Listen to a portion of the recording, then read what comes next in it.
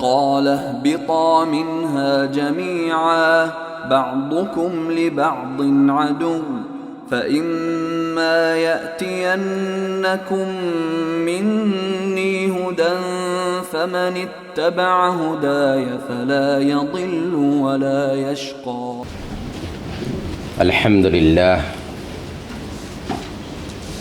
الحمد لله الذي هدانا للإسلام وما كنا لنهتدي لولا أن هدانا الله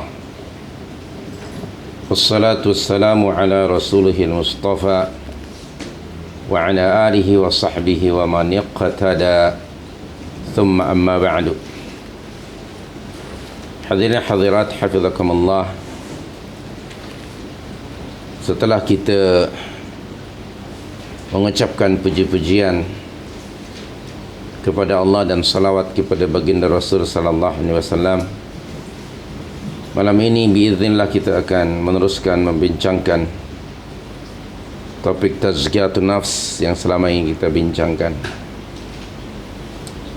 Tazkiyatun nafs ataupun purification of soul, ia menggambarkan bahawa pada diri manusia ada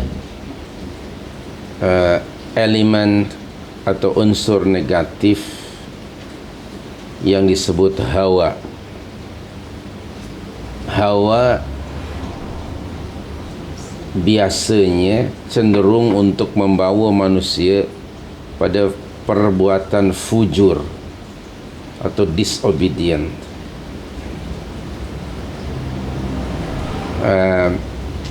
Ayat yang pernah kita rujuk dahulu, surah Asy-Syams, surah 91,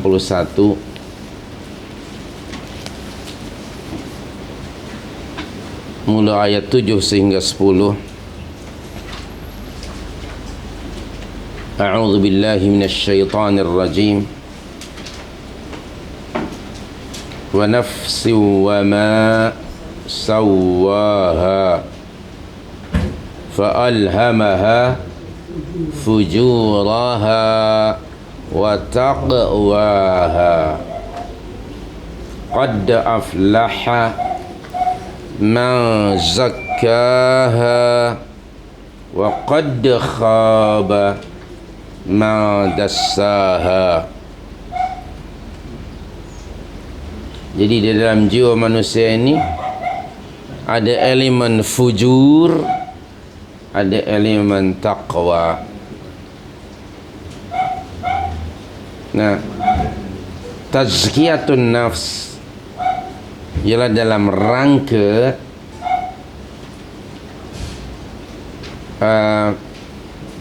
mengawal dan melawan hawa atau fujur itu.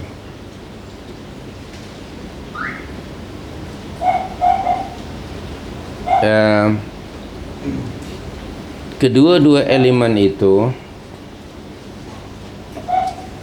dia tidak akan hilang, dia tetap ada. Yang ada nanti yang beza ya, unsur mana yang lebih aktif, apakah yang fujur atau yang taqwa. Okey, kemudian untuk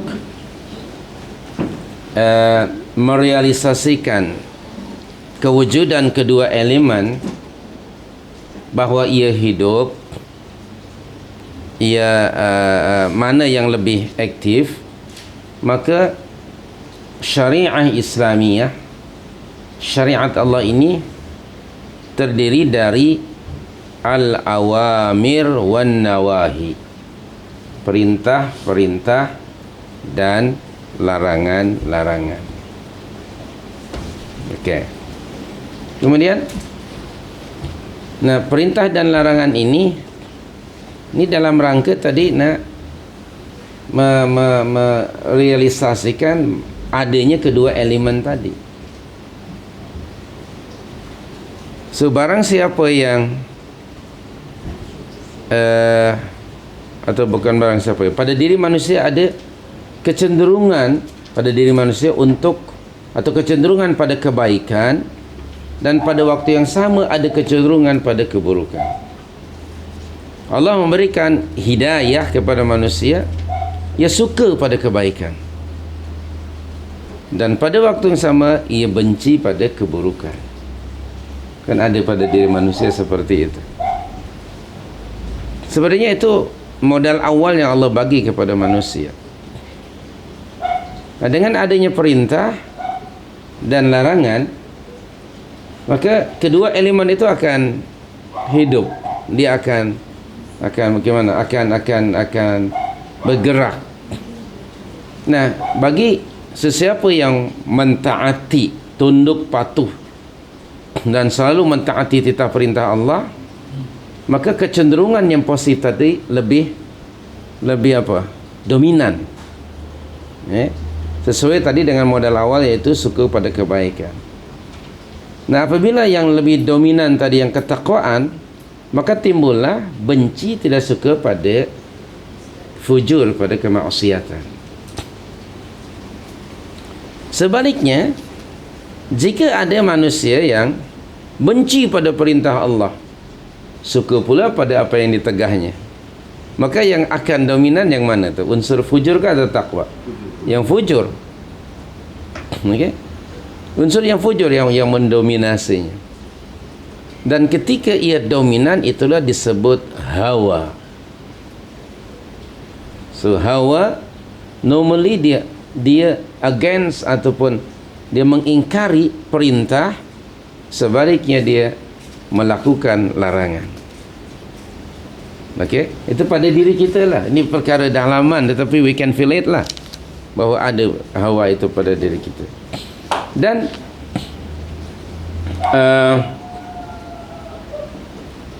hawa jika diperturutkan, ia menjadi sumber keburukan.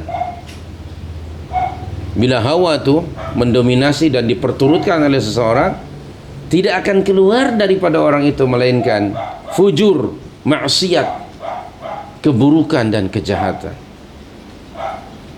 Baik. So syariah diturunkan tadi dalam rangka mentazkiyah. Macam mana seseorang dia mesti setiap hari itu dalam keadaan fighting antara pengaruh yang negatif dan yang positif, kan, antara fujur dengan takwa. Maka setiap muslim mesti melakukan mujahadah dan tazkiyah, antara lain tadi melalui ketaatan dan kemaksiatan. Jadi kerana hawa nafsu merupakan sumber keburukan, oleh itu dia mesti ditentang dan dilawan. Kalau tidak, memang akan selalu negatif yang timbul pada seseorang. Kita perhatikan tentang poin bahawa hawa nafsu merupakan sumber keburukan dan ia mesti dilawan. We should fight. Dan dia bila diperturutkan juga, hawa nafsu itu akan membawa kepada lalai, melampaui batas, tidak keluar kecuali keburukan. Saya ingin rujuk satu ayat dalam surah Al-Kahfi. Dalam surah Al-Kahfi ayat 28, surah 18 ayat 28.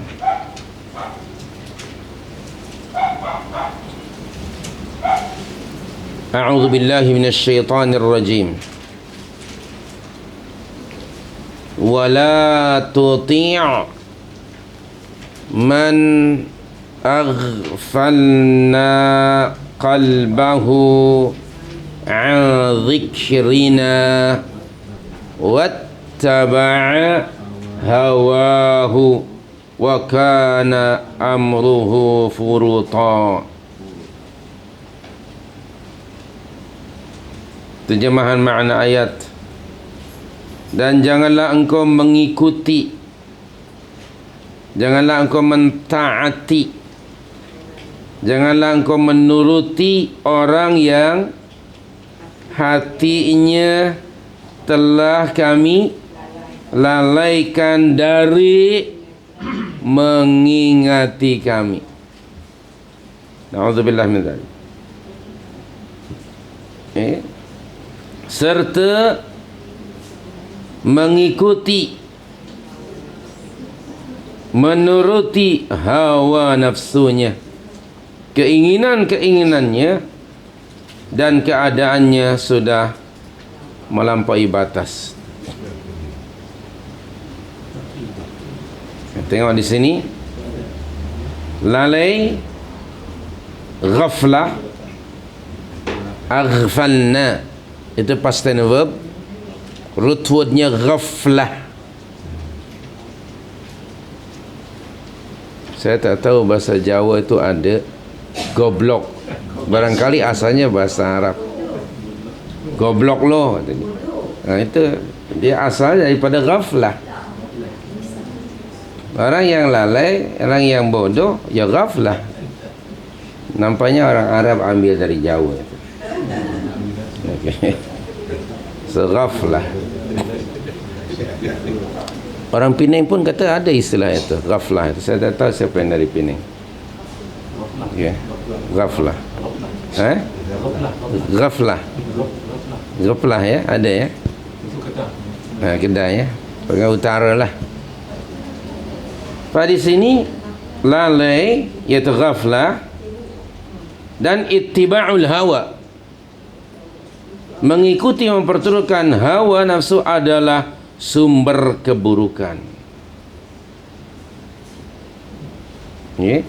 Wala tuti' man aghfalna qalbahu an dzikrina. Kenapa Allah melalaikan orang itu jiwa dan hatinya dari mengingati Allah? Kerana dia selalu memperturutkan hawa nafsunya. Lalai mengingati Allah, lalai mentaati Allah, disobedient Allah Subhanahu wa ta'ala. Mengingati Allah di situ. Yang dia lalai itu Allah, yang dia disobey itu Allah lah. Maknanya dia meninggalkan apa yang diperintah dan mengerjakan apa yang dilarang. Sebab hawa itu punya karakter benci pada apa yang disukai oleh Allah dan suka pada apa yang dibenci oleh Allah. Itu karakter hawa. Baik. Dan hari-hari ini ada dalam jiwa kita tarik menarik antara keduanya itu. Ya, kadang-kadang hawa itu kalah, ketakwaan muncul sebagai pemenang, kadang-kadang mungkin sebaliknya. Dan barang siapa yang mengikuti hawanya tidak akan timbul daripada orang itu kecuali keburukan, sama ada ucapannya atau mungkin pemikirannya atau mungkin perbuatannya. Semuanya buruk, membawa kepada fasad, mischief, kerosakan. Okay, yang nyata sekali. Dan hawa nafsu ini tidak berdiri sendiri. Tadi itu kan elemen yang memang diciptakan oleh Allah pada setiap insan. Okay, hawa nafsu itu dia tidak berdiri sendiri dalam melakukan keburukan, tapi ada yang mengipasnya dari luar. Siapa yang mengipas?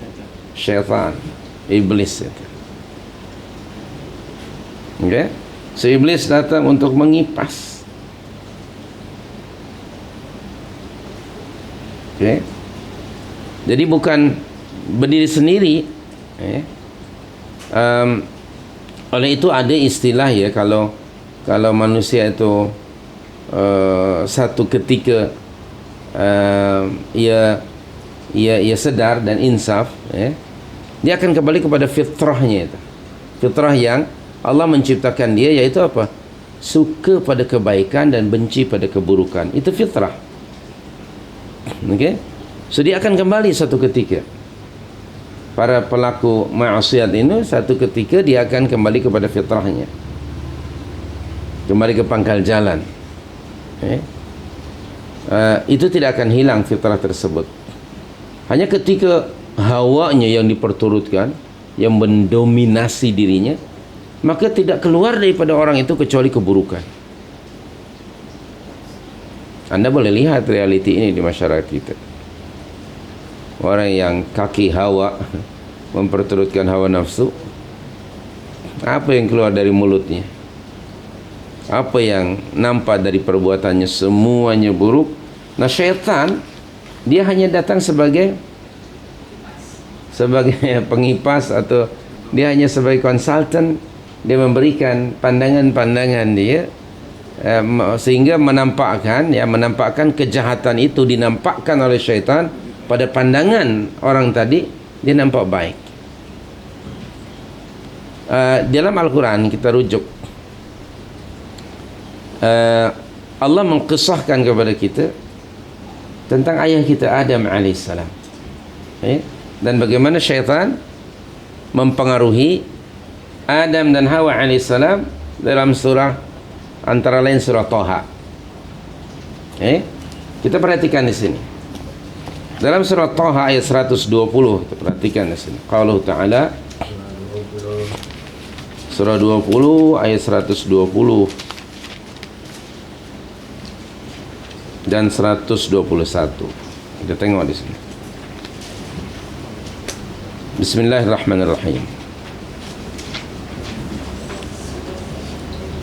Fawaswasa ilaihi syaitan qala ya Adam hal adulluka ala syajaratil khuldi wa mulkin la yabla fa'akala minha fabadat lahuma sawatuhuma, sehinggalah hujung ayat. Kemudian syaitan waswasa, hanya apa? Membisikkan fikiran jahat kepada Adam. Kerana pada diri manusia tadi ada elemen fujur. Okey, dibisikkan. Hati-hati, bisik membisik ni kadang-kadang sangat bahaya. Dibisikkan oleh syaitan kepada Adam fikiran yang jahat. Lalu syaitan berkata kepada Adam, wahai Adam, maukah aku tunjukkan kepadamu pokok khuldi dan kerajaan yang tidak akan binasa? Kalimah syajaratul khuld, khuld khulud bermakna kekal. Syajaratul khuld bermakna pokok kekekalan, pokok yang kekal. Kerana menurut bisikan syaitan, orang yang memakan buahnya akan kekal, tidak akan mati. Ini pandangan syaitan. Jadi yang menamakan pokok itu atau buah khuldi atau pokok khuldi sebenarnya bukan Allah, tapi syaitan. Nah, syaitan ini dia punya kepakaran antara lain memberi jenama yang menarik dan packaging. Teknologi packaging memang iblis, memang terror. Dan dalam memberikan terminologi yang menarik perhatian, memang dialah iblis and co, memang kepakarannya di situ. Allah tidak menyebut, Allah hanya berfirman dalam ayat yang lain, wala taqraba hadhihi syajarah. Betul tak? Jangan engkau berdua mendekati pokok ini. Tapi iblis dia menamakan pokok itu syajaratul khuld. Baik. Kemudian wa mulkin la yabla, dan kerajaan yang tidak akan binasa. Pada diri manusia tadi ada elemen fujur itu. Siapa manusia yang tak mau kekal muda? Kan, nak awet muda.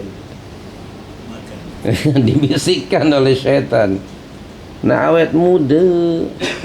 Siapa manusia yang mau mati? Semuanya tak mau mati. Kalau boleh dia ingin hidup selama-lamanya. kalau boleh physically dan segala macamnya tidak berubah, maka adalah orang-orang yang memasarkan produk tertentu yang namanya syajaratul khuldi lah. Siapa manusia yang tidak suka pada kekuasaan? Bukankah itu dorongan hawa nafsu? Bukan begitu? Kekuasaan, orang akan berebut-rebut mengambil kekuasaan, by all means, either by hook or by crook. Yang penting aku dapat kuasa. Itu kan hawa. Dan ditawarkan oleh syaitan mulkin la yabla, satu kekuasaan, satu kerajaan yang tidak akan binasa. Siapa yang tak nak?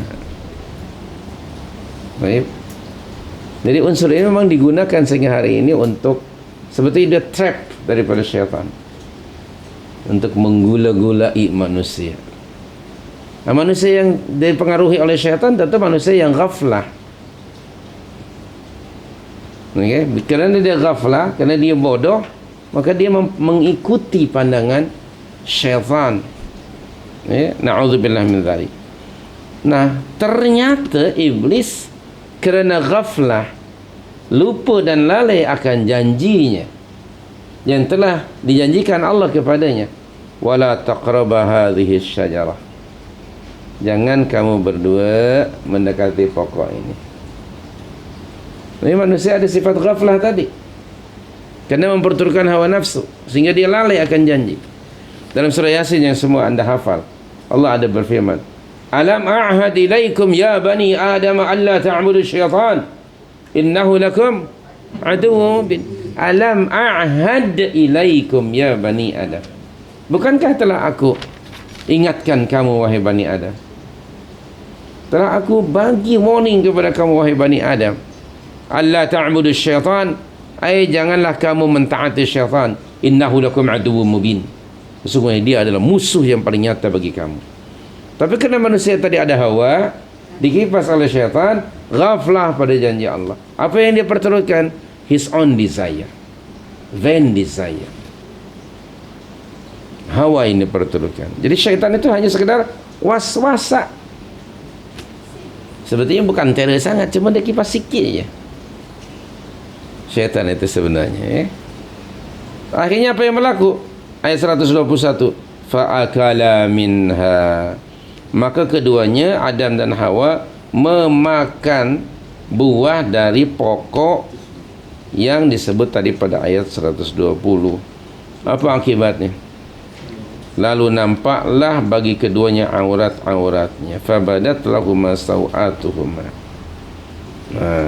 Jadi di sini anda perhatikan di sini ya, bahawa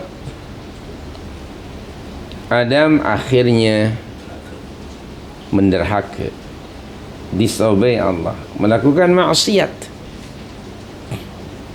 Kerana apa?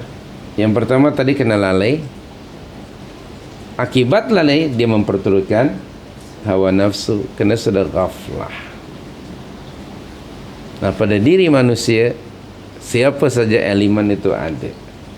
So, tazkiyatun nafs dalam rangka tadi mengawal dan melawan hawa yang ada pada tiap-tiap orang. Kemudian Allah juga memberitahukan pada ayat yang lain tentang Adam. Nanti kita akan ambil kesimpulannya insyaAllah pada surah 7, surah Al-A'raf, ayat yang ke-20. Surah 7, ayat 20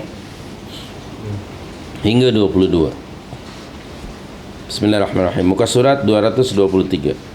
Fawaswasa lahum syaitan. Tadi pun waswasa kan? Liyubdiya lahuma ma wuriya anhuma min sawatihima. Wa qala ma nahakuma rabbukuma an hadhihi syajarah illa an takuna malakaini aw takuna minal khalidin. Wa qasamahuma inni lakuma laminan nasihin fadallahuma bighurur falamma dhaqa asy-syajarah badat lahuma sawatuhuma wa tafiqa yakhsifani 'alaihima min waraqil jannah wa nadahuma rabbuhuma alam anhakuma 'an tilkuma asy-syajarah wa aqul lakuma inna syaitana lakuma aduwwum mubin. Jadi anda perhatikan ya kesimpulan ayat ini. Coba perhatikan ayat 19 ya. Pada ayat 19 itu Allah berfirman wala taqraba hadhihi syajarah. Nampak ayat 19 tu? Wala taqraba hadhihi syajarah. Jangan kamu berdua mendekati pokok ini. Okey.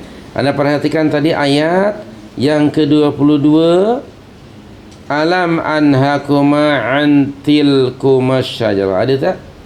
Wa nadahuma rabbuhuma alam anhakuma an tilkuma syajarah. Nah, coba anda renungkan kedua ayat ini.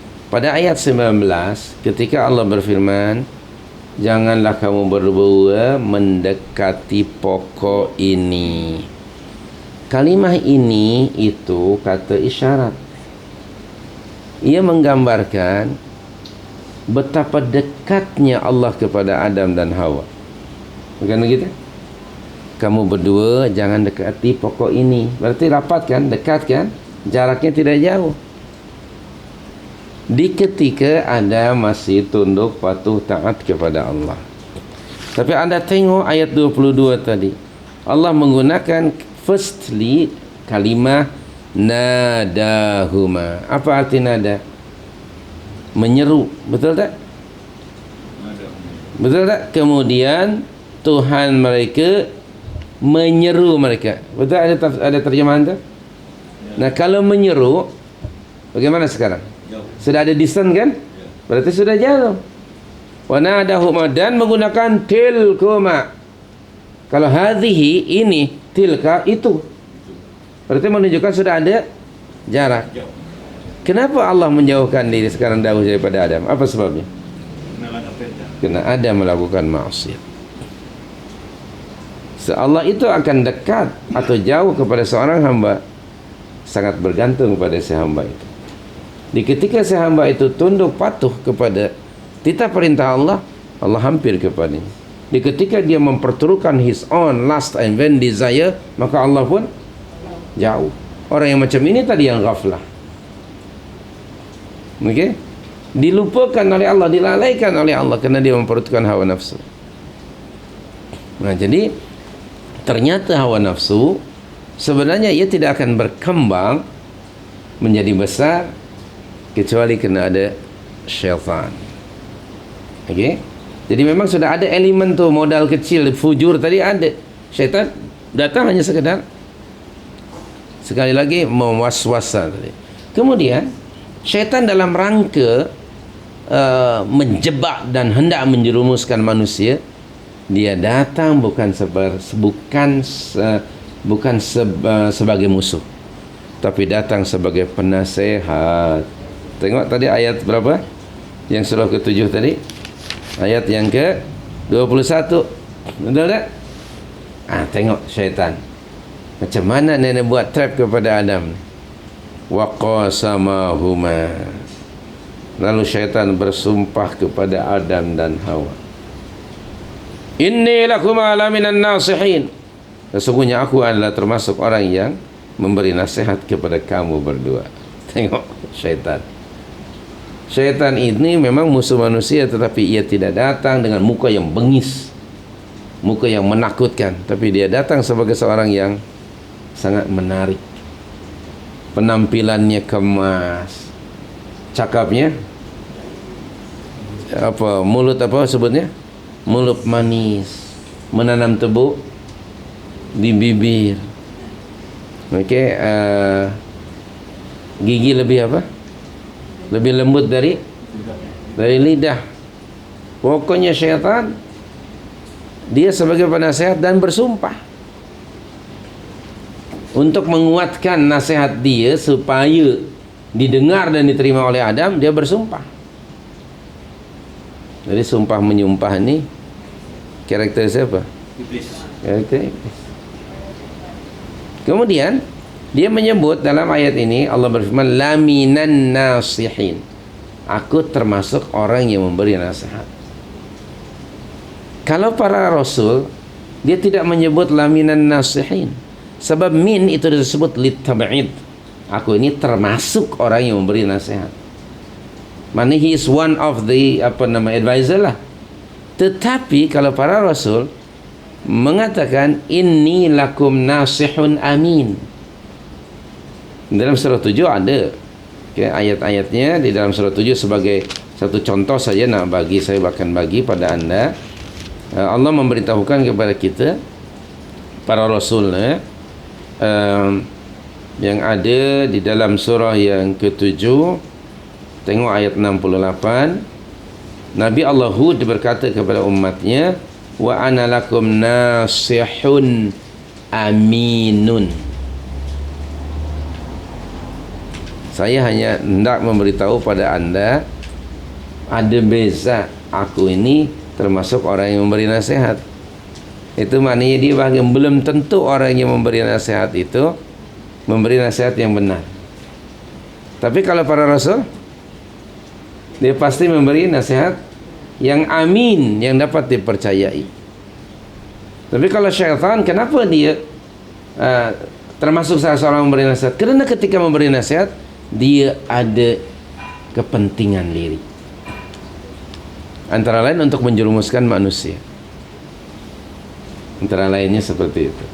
Nah, jadi kita kembali kepada perbincangan tadi, bahawa hawa nafsu tidak, ketika melakukan keburukan, dia tidak berdiri sendiri, tapi ada syaitan ataupun iblis. Nah, oleh kerana itu Allah mengingatkan kepada kita semuanya agar kita tidak menjadikan syaitan sebagai qarin, sebagai teman yang selalu bersama pada setiap saat, pada setiap ketika. Antara lain amaran dari Allah ini terdapat dalam surah 43 ayat 36 dan 37. Muka surat 799.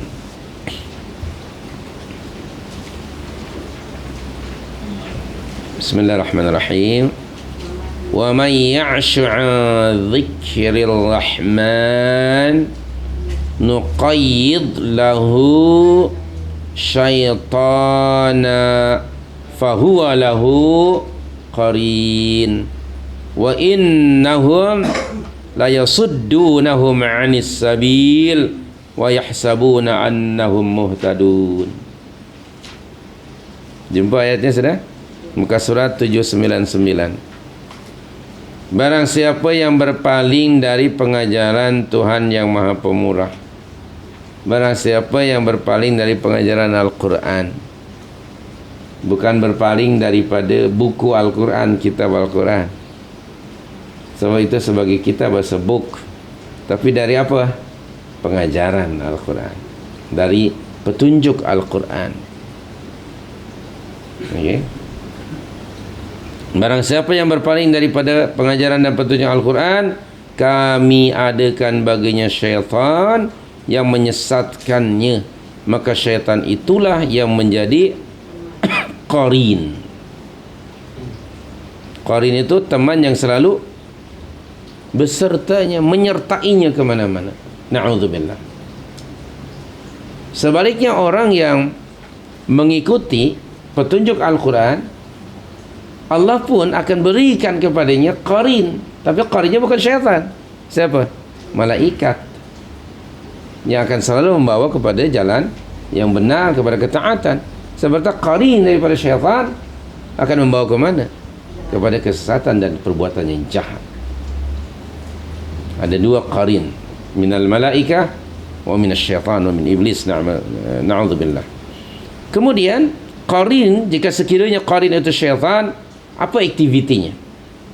Apa yang dibuat oleh syaitan untuk kepada manusia tadi?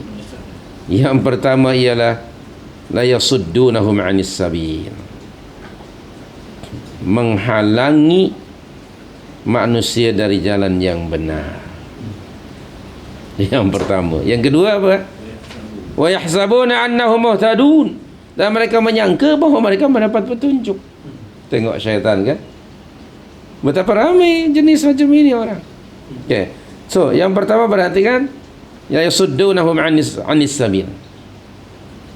Antara lain begini, tadi saya sudah sebut ada perintah-perintah dari Allah. Ingat ya, Allah tidak memerintahkan kepada hamba-hambanya suatu perintah, melainkan apa ini perintahnya itu pasti memberi kebaikan dan maslahat kepada hambanya. You should keep in mind. Itu kaedah.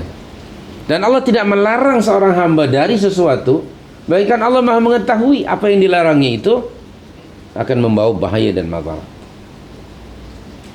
Nah, itu kita harus paham di sini. Kerana ketika Allah memerintahkan kita ke atas kita suatu perintah, melarang kita dari sesuatu, bukan untuk kepentingan dirinya yang maha mulia. Innallaha ghaniyyun 'anil 'alamin. Allah tidak memerlukan hamba-hambanya. Titah perintah Allah itu for our own good, not for him.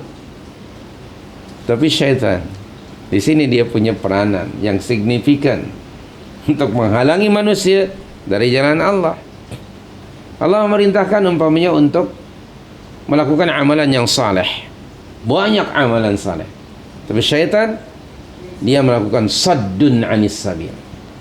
Dia halangi sehingga orang itu tidak mampu atau tidak dapat melakukan amal yang saleh. Bukan hanya menghalangi dari berbuat amalan yang saleh, tetapi syaitan memberikan alternatif. Instead melakukan amal yang saleh, akhirnya orang itu melakukan amal yang salah. Tengok tu syaitan. Dan dia menyangka apa yang dilakukannya itu baik.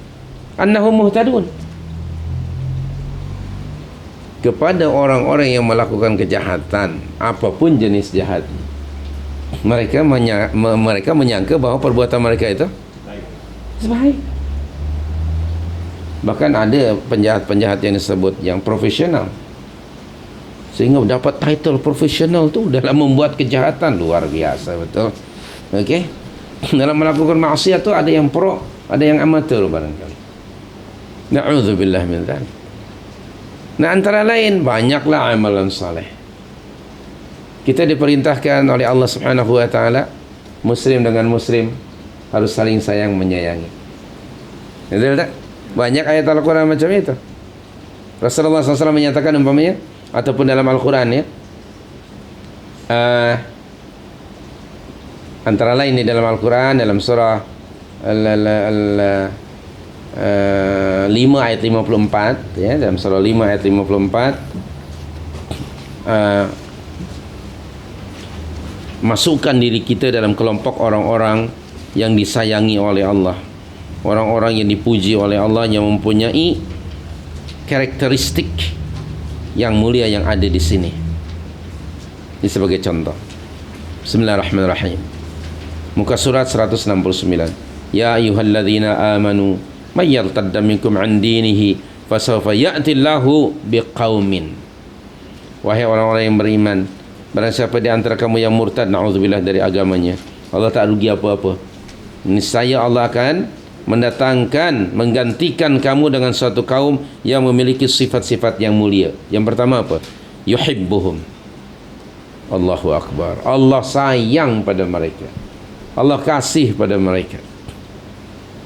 Semoga Allah menjadikan saya dan anda sekalian orang-orang yang disayangi oleh Allah Subhanahu wa taala. Amin. Keduanya, wa yuhibbuhum wa yuhibbunah, dan mereka pun juga menyayangi Allah Subhanahu wa taala. Apa menyayangi Allah? Oh, subhanallah.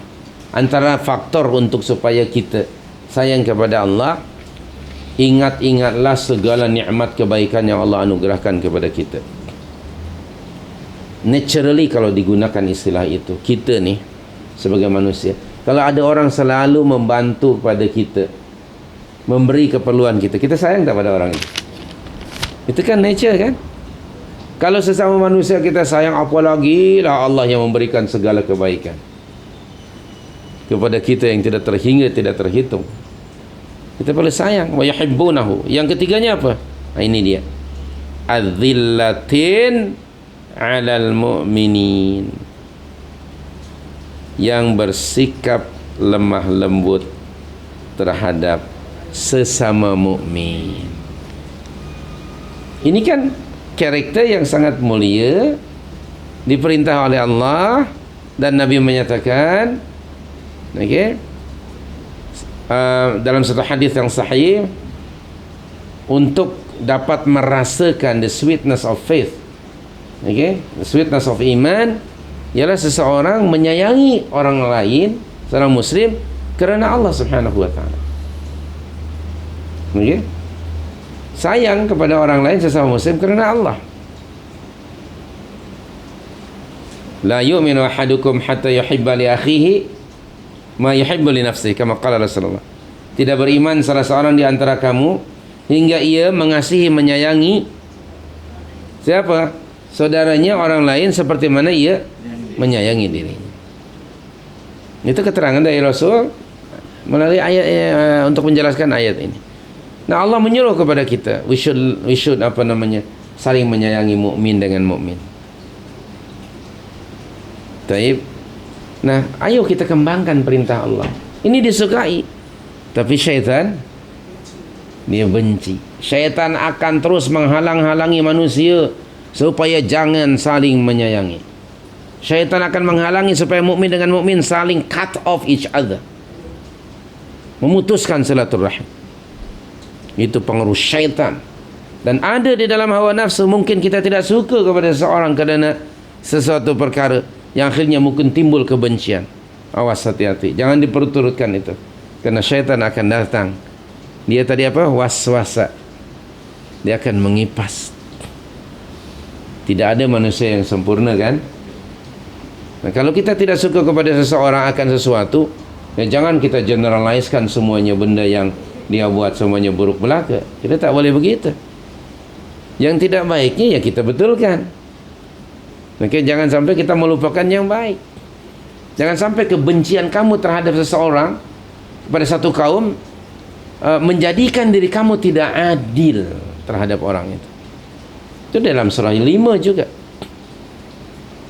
Allah memerintahkan kepada kita untuk tetap menjaga persaudaraan sesama muslim, apapun yang sudah berlaku. Pada diri kita tadi ada hawa nafsu, ada hawa, yaitu apa? Selfish, mementingkan diri sendiri. Taib. Nah, itulah yang dikehendaki oleh syaitan. Maka syaitan dia mengipas. Padahal menurut Allah Subhanahu wa taala sambung silaturahim, kasih sayang dengan sesama muslim, baik yang kamu kenali atau yang tidak kamu kenali. Bukankah kita ini bersaudara? Innamal mu'minuna ikhwatun, kan? Surah 49 ayat 10. Sesungguhnya orang-orang mukmin itu bersaudara. Tadi sudah disebut adzillatin 'alal mu'minin. Kita mesti lemah lembut, berkasih sayang, bekerja sama, tolong menolong sesama mukmin. Jangan biarkan kebencian kita pada seseorang walau sekecil apapun menjadi besar, hingga ka na'udzubillah mungkin kita akan meninggalkan perintah Allah dan memperturutkan hawa nafsu. Akhirnya kita sendiri yang rugi. Padahal kalau kita menyambung silaturahim, subhanallah, banyak manfaatnya untuk kehidupan kita di dunia dan juga di akhirat nanti. Jangan lupa ada hadis Nabi, warning yang keras dari Rasul, tidak akan masuk syurga orang yang memutuskan silaturahim. Tidak akan masuk syurga walaupun ia salat, zakat dan sebagainya, yang memutuskan silaturahim. Tidak ada alasan bagi kita sebagai mukmin membenci sesama mukmin. Tidak ada alasan. We should benci kepada orang kafir.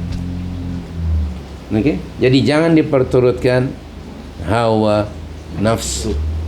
Dan hawa nafsu akan ada pada aspek-aspek kehidupan kita ni. Padahal asalnya kecil, tapi syaitan dia boleh membesarkannya. Dan sebagai mukmin, bila ada bisikan syaitan, what should we do? Fasta'iz billah. Ingat surah 41 ayat 36? Nah, apabila syaitan membisikkan kepada kamu satu bisikan, mintalah perlindungan kepada Allah. Katakanlah kita mungkin dahulu tidak suka pada seseorang, sudah kita membaca Al-Quran dan hadis Nabi, kita hendak mendatangi dia silaturahim kepada dia, syaitan datang. Maka mengapa syaitan nak ke mana yuk? Okey, dia dihalangi itu.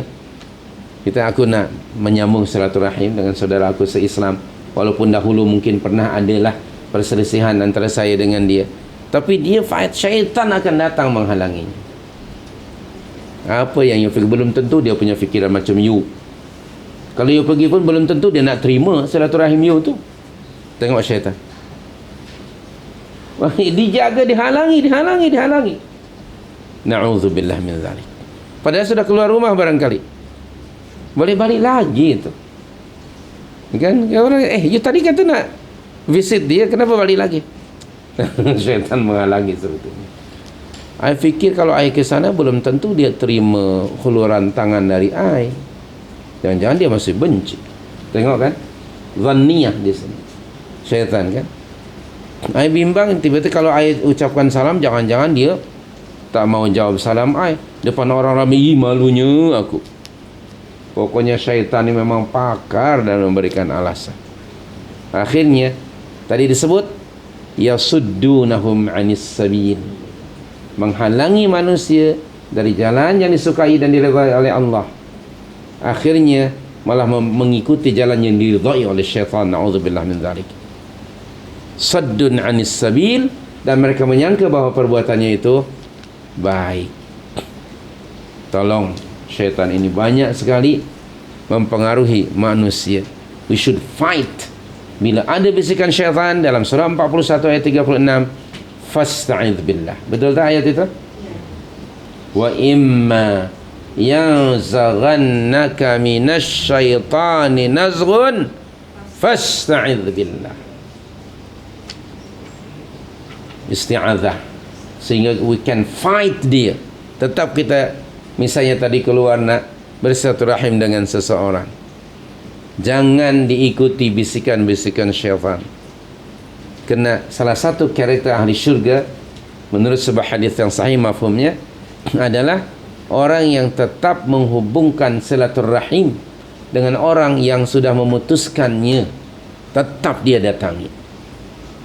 Itu salah satu akhlak ahli syurga. Okay? Tetap kita datangi mereka. Yang benci sekalipun kita datangi. Jangan dibalas kejahatan dengan kejahatan, sebaliknya dibalas dengan kebaikan.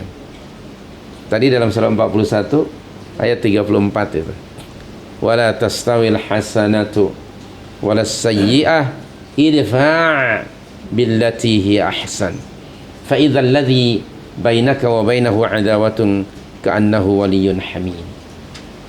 Tidaklah sama kebaikan dengan kejahatan itu. Maka apa? Tolaklah kejahatan dengan kebaikan. Niscaya orang yang dahulunya benci dan tidak suka kepada kamu, dia akan berubah menjadi sahabat yang kamceng, yang setia, akan bersama kamu. Tetapi memang nak melakukan itu perlu kepada perjuangan. Kena ada syaitan. Maka itu Allah berfirman pada ayat berikutnya. Apa ayat berikutnya? Ayat yang ke-35. Okey. Wala apa? Wa ma yulaqqaha illa allazina sabaru. Sabar dalam tadi melawan pengaruh syaitan dan hawa nafsu. Tetap dia menghubungkan silaturahim. Tetap dia visit orang itu. Dan itu wa ma yulaqqaha illa allazina sabaru. Wa ma yulaqqaha illa dzu hazzin 'azim. Tak ada yang akan mampu melakukannya melainkan orang yang berharap mendapatkan great reward from Allah. So we should fight syaitan ini. Taib. Kerana syaitan memang akan selalu menghalangi dari berbuat sesuatu yang disukai oleh Allah Subhanahu wa taala. Taib. Dan kita ada dua musuh yang tidak nampak, yaitu iblis. Ada yang musuh yang nampak, yaitu manusia. Untuk iblis tadi, fasta'iz billah. Kepada manusia, dia orang buat jahat, kita buat baik. Ketepikan hawa nafsu yang hendak menghalangi kita dari bersilaturahim dengan sesama muslim. Taib, memang it's not easy, that is why perlu kepada mujahadah. Fight and fight. Tingkatkan ilmu, pasti akan meningkat iman, pasti akan meningkat amal, dan Allah akan membantu. Allah akan menurunkan seorang qarin, yaitu malaikat. Kalau kita we disobey Allah, na'udzubillah min dzalik, maka qarinnya syaitan. Na'udzubillah min dzalik. Nah, apabila orang itu telah memperturutkan his own lust or vain desire dan dijadikan pula syaitan sebagai member dia, maka syaitan akan menjadikan mata dan pandangan manusia itu kelabu, bahasa kita. Dia nampak yang baik dinampakkan buruk, yang buruk pula dinampakkan baik. Na'udzubillah min dzalik. Ada dalam surah 35 itu, surah Fatir, ayat yang ke-8. Surah 35 itu surah Fatir, ayat yang ke-8. Apa bunyi ayatnya? Afama zuyyina lahu su'u amalihi fara'ahu hasana. Itu saja ayatnya yang kita baca. Afaman zuyyina lahu su'u amalihi fara'ahu hasana. Maka apakah orang yang dijadikan terasa indah perbuatan buruknya lalu menganggapnya baik perbuatannya, itu disebut tazyinus syaitan, the allurement of the syaitan. Syaitan itu menampakkan maksiat, perbuatan maksiat dinampakkan pada pandangan orang itu oleh syaitan nampak baik. Sebaliknya ketaatan dinampakkan buruk. Na'udzubillah min dzalik. Dia terbalik cara menilainya. Perintah Allah sambung silaturahim itu baik, tapi syaitan menampakkannya itu buruk. Memutuskan silaturahim akan membawa na'udzubillah ke dalam neraka, tapi oleh syaitan justru ditazyin. Tazyinu syaitan, zayyana yuzayyinu tazyin, from kalimah zinatun, bermakna decoration, bermakna sesuatu yang menarik perhatian. Packaging lah tadi ya, teknologi itu kan. Sekarang teknologi packaging itu sangat penting. Mungkin barang yang di dalam bekas itu tidaklah berkualiti, tapi dengan kemasan yang menarik, sehingga apa yang melihat tentu bukan hidung kan, mata kan. Kita first kita tengok kemasan itu, cantiknya, padahal belum tentu isinya berkualiti. Barangkali sebagai contoh saja dari saya. Okay. Mostly botol-botol arak itu bentuknya apa? Cantik-cantik kan. Dan dia punya jenama kan, namanya Martini kalau lelaki. Kalau perempuan lelaki Martono barangkali kan. Adalah ada nama itulah. Okay, Martini, Martono barangkali begitu kan. Itu orang Jawa selalunya begitu, ada feminine gender, ada masculine gender. Maka champagne, gaya. Okey, itu sebetulnya tadi sekali lagi itu tazyinus syaitan. Setiap maksiat ditazyin, dipackage, dikemas oleh syaitan sehingga menarik perhatian orang. All kind of maksiat, hatta perbuatan bid'ah sekalipun. Bukankah orang yang melakukan bid'ah selalu mengatakan perkara itu baik? Betul tak? Baik. Benda itu benda baik, dia kata. What's wrong? Inilah dia ayat itu. Baik. Orang yang melakukan any kind of maksiat, they thought bahawa maksiatnya itu there's nothing wrong, dia kata. What's wrong, man? Tengok mereka bukan maksiat, dia kata. Kita nak mengekalkan dan menghidupkan budaya kita. Kita mesti bangga dengan budaya tempatan. Budaya apa yang telanjang? Kan maksiat itu. Tengok, ada saja orang-orang yang nak menghidupkan kembali perkara-perkara yang maksiat, tapi dinampakkan oleh syaitan sebagai indah dan cantik. Waspada dan hati-hati. Soalnya itu, hadirin dan hadirat, hendaknya kita hari-hari di samping kita berusaha bermujahadah, kita berdoa kepada Allah Subhanahu wa taala agar kita mendapat bantuan dari Allah dan dikirimkan ke atas kita qarin daripada malaikat supaya selalu berada dalam environment Islamic environment ataupun dalam ketaatan kepada Allah Subhanahu wa taala. Dan di zaman kita, subhanak ya karim, pengaruh negatif tazyinus syaitan lebih dominan nampaknya dibandingkan tazyin Allah Subhanahu wa taala. Soal itu, kalau ia datang dari Allah selalu baik, tapi kalau datang daripada syaitan dia nampak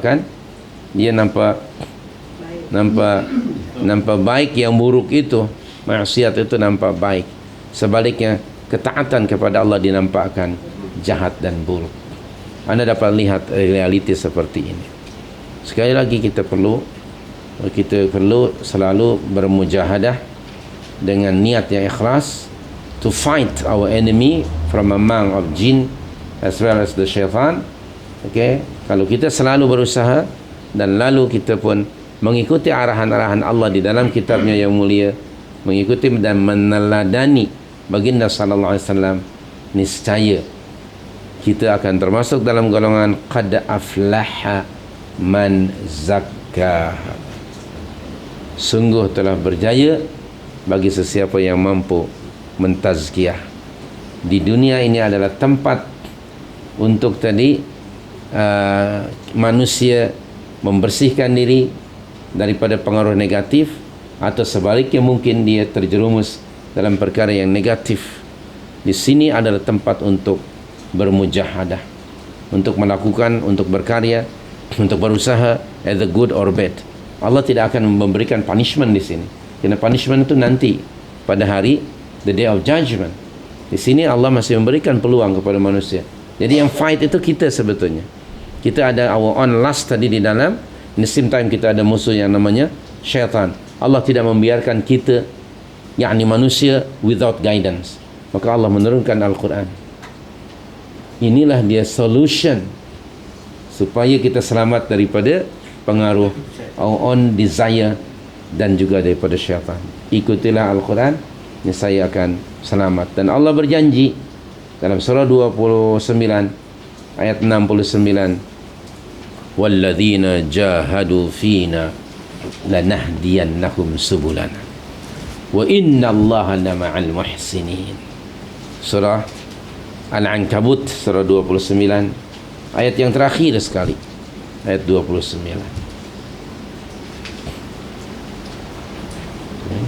Betul tak?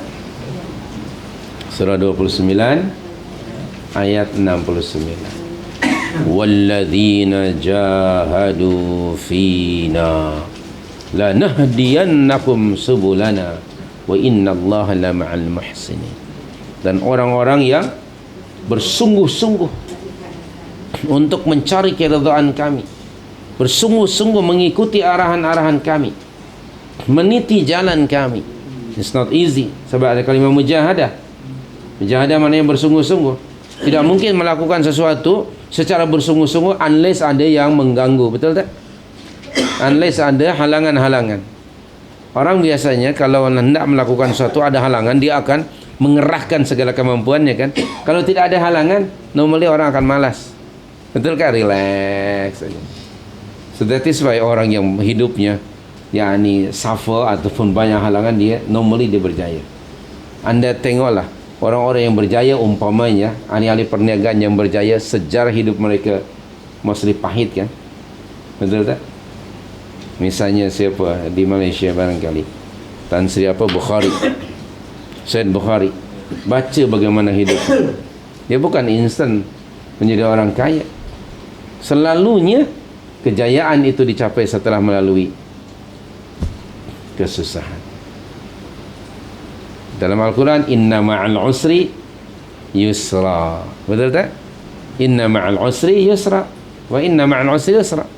Dalam bahasa kita, berakit-rakit ke hulu, berenang-renang ke tepian. Selari dengan ayat fa inna ma'al usri yusra tadi. Sudah menjadi sunnatullah. Okey, semua manusia yang berjaya dia pernah melalui liku-liku dan cabaran. Betapa manisnya ketika ia berjaya, dan semua kesusahan hidupnya, keperitan hidupnya yang telah lalu, lupa dia, digantikan oleh Allah dengan nikmat. Itulah yang namanya mujahadah. Allah berjanji bagi mereka yang bermujahadah dalam jalan kami, pasti akan kami tunjukkan dia ke jalan kami, dan Allah akan bersama orang-orang muhsinun. Demikianlah untuk malam ini yang boleh kita sampaikan. Semoga ada manfaatnya. Wallahu a'lam. Terima kasih. Nah, ya, untuk bermujahadah. Mujahadah mengerahkan segala kesungguhan, dan ia pasti akan menghasilkan perubahan yang signifikan, dari bodoh kepada tahu, dari jahil kepada ilmu, dari taklid kepada ittiba'. Selalu ada perubahan, dan semuanya itu pada mujahadah. Okey, kalau kita berani mengharungi segala kesusahan hidup, keperitan hidup untuk mendapat kejayaan, demikian juga kejayaan seseorang di akhirat. Sesiapa yang ingin masuk ke dalam syurga Allah, dia mesti melalui liku-liku. Rasulullah menyatakan bahawa syurga itu dikelilingi oleh sesuatu, oleh perkara-perkara yang tidak diingini oleh manusia, oleh hawa nafsu. Jalan menuju syurga itu dibenci oleh hawa nafsu. Sementara jalan menuju neraka smooth saja dia, dengan satu SMS saja jadi kalau menuju neraka. Tapi kalau menuju syurga, ya Allah, lihatnya. Okey, kita coba tengok apa-apa program TV 2 jam 3 jam kita relax, tak penat kan? Subhanallah. Tapi kita mengaji setengah jam sudah gelisah kita. Subhanallahil karim. Tengok orang mampu hadir di Akademi Fantasia yang ke-7 tahun berturut-turutan, tidak ada give up. Tapi kalau mengaji, ya Allah ya karim, tengok itu 7 tahun tak tamat. Jadi kita mesti mujahadah, mesti mujahadah. Taib, siapa yang menginginkan kejayaan di dunia dan akhirat, dia mesti melalui jalan yang perit. Itu sunnatullah. Terima kasih. Aku dah qali hadza wa astagfirullah. Tafadhal ya. Kisah Adam dan pokok. Ya. Diceritakan dalam Al-Baqarah dan 12. Ya. Faham. Apa signifikan dia? Iya. Sudah pasti ada pengajaran ya bagi kita. Antara lain yang paling nyata bahawa kita ada musuh. Minal jinnati wan nas. Okey. Nah, maka ketika kita sudah kenal ada musuh, ia akan mendidik kita untuk hidup supaya hati-hati dan waspada. Okey, kerana musuh selalu dia membuat trap. Baik, antara lain seperti itu waspada. Tadi sudah saya sebutkan bahawa tanpa halangan kita tidak akan mampu, tidak akan mencapai kejayaan. Justru ada halangan tu minal jinnati wan nas, ia menjadi satu dorongan kepada seorang mukmin untuk mencapai successful. Kemudian keduanya, pada diri kita ada kelemahan. Pada diri manusia ada kelemahan, baik itu dalaman ataupun kelemahan kena pengaruh orang luar. Nah, sekarang ni pengaruh dari luar begitu banyak kan. Nah, kalau kita ni ghaflah, kita jahil, senang akan dipengaruhi oleh orang lain. Okey. So, oleh itu Allah mengingatkan kepada kita supaya kita selalu beringat dalam hidup ini. Kemudian apabila kelemahan itu berlaku, Adam disobey Allah, dimaafkan oleh Allah. Artinya apa kata Rasul? Tiap-tiap Bani Adam melakukan kesalahan, tapi sebaik-baik orang yang melakukan kesalahan yang segera bertaubat. Adam AS melakukan kesalahan berapa kali? Hanya sekali. Apa kata Rasulullah? jangan sampai kaki seorang muslim terperosok dalam lubang yang sama 2 kali. Sekali sudah cukup. Artinya apa? Hidup mesti melalui kegagalan. Tetapi kegagalan itu akan mendorong si fulan untuk tidak mengulangi kegagalan. Itu sunnatullah seperti itu. Adam ketika melakukan kesalahan, untuk menerjemahkan atau merealisasikan sifat manusia yang tadi ada kelemahan, ada fujur, ada syaitan kan. Tapi kemudian ada lagi insting yang positif pada diri manusia. Apa dia? Penyesalan. Timbullah penyesalan. Dan Adam menyesali diri, Rabbana zalamna anfusana wa illam taghfir lana wa tarhamna lanakunanna minal khasirin. Fataba alaih, maka Allah menerima taubatnya. Oleh itu, jangan putus asa dari rahmat Allah. Okay. Jadi yang akan, which one yang akan berkembang dalam diri kita, yang positif atau negatif, ini terserah kepada kita. Tetapi Allah sudah memberikan solutionnya, yaitu guidance Al-Quranul Karim. Siapa yang mengikuti kitab Allah Al-Quran, dia akan berjaya. Tapi it's not easy memang, kena banyak halangan. Siapa yang meninggalkan Al-Quran, dia hidupnya senang, smooth saja, kerana dia ada qarin, itu syaitan. Di sini dia senang, na'udzubillah. Di akhirat dia akan suffer. Banyak pengajarannya, ya Allah mengulang-ulang itu kepada kita untuk mengingatkan kita sebagai Bani Adam bahawa kita ada musuh. Maka waspada dan hati-hati. Allah mengadakan musuh itu ada hikmahnya, supaya kita dewasa, supaya kita sentiasa berhati-hati, jangan ghaflah, sentiasa ready bahawa di depan kita banyak trap. Waspada dan hati-hati. Okay. Orang kalau sedar bahawa di atas jalan itu banyak apa? Banyak sesuatu yang akan mencederakan dia, bagaimana cara dia berjalan? Dia sangat berhati-hati. Itu kalau kita tahu. Kan dalam surah Yasin yang tadi kita baca itu, Allah mengingatkan kepada kita. Tapi malang sekali ya, sesetengah orang di kampung saya suka baca surah Yasin, tapi lepas baca surah Yasin, dia kebas makanan orang lain. Nah ini kan tak betul, kan dapat berkat itu. Tadi baca Yasin dia, padahal alam ahad ilaikum ya bani adam alla ta'budu syaitan innahu lakum aduwwun mubin. Lepas itu dia ambil sebungkus orang punya. Karena baru baca surah Yasin, sudah memperturutkan syaitan dari antara lain ataupun dia sengaja keluar awal, ganti slipper dia kebas slipper member yang bagus. Na'udzubillah min dzalik. Sekali lagi, betapa hanya ritual saja tanpa memahami kandungan maknanya. Wallahu a'lam ya akhi. Naam.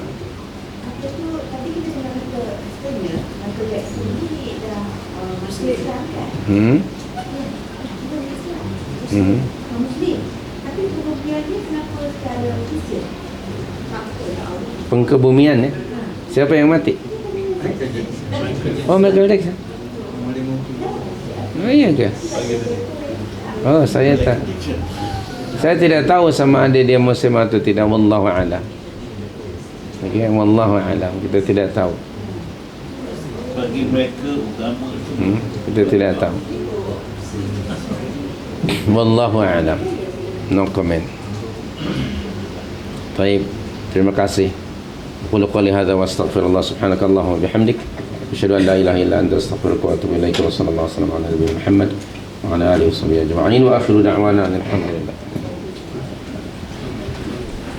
الله لا إله إلا هو الحي القيوم لا تأخذه سنة ولا نوم له ما في السماوات وما في الأرض من ذا الذي يشفع عنده إلا بإذنه يعلم ما بين أيديهم وما خلفهم ولا يحيطون بشيء من علمه إلا بما شاء وسع كرسيه السماوات والأرض ولا يؤوده حفظهما وهو العلي العظيم. لا إكراه في الدين، قد تبين الرشد من الغي، فمن يكفر بالطاغوت ويؤمن بالله فقد استمسك بالعروة الوثقى لا انفصام لها، والله سميع عليم.